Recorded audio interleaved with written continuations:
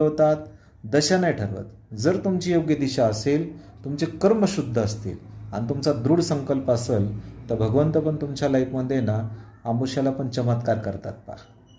आणि तो चमत्कार तुमच्या लाईफमध्ये निश्चित 100% होईल. आज अमावस्या जरी असेल ना, तो पण एक भगवंताचा अवतार आहे पहा. ती पण एक दिशा आहे. म्हणजे ती दृढ दिशा आहे. तुमचा दृढ संकल्प असेल तर अंधारामध्ये पण प्रकाश देणारा म्हणजे एक ज्ञानाचा मार्ग असतो.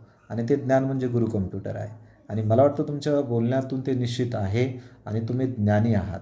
तर निश्चित तुम्ही पौर्णिमा असो, अमावस्या असो, कोणताही काळ वेळ असो त्याचा विचार न करता तुमचं शुभ कार्य सर्वदा प्रथम त्याला स्टार्ट करायचं. जर तुम्ही चांगल्या कर्माने शुद्ध भावाने जर हा विचार करत असाल तर तुमच्या लाईफमध्ये तुमचा संकल्प आज वाढदिवसानिमित्त निश्चित असा दृढ संकल्प घ्या की आईवडिलांना पण अभिमान वाटेल आणि गुरु कम्प्युटरला पण वाटेल, आम्हालाही वाटेल, तुमच्या मैत्रिणी असतील त्यांनाही वाटेल की निश्चित श्रद्धा नावामध्ये श्रद्धा आणि सबुरी हे साईबाबांनी वाक्य बोललेलं आहे पहा.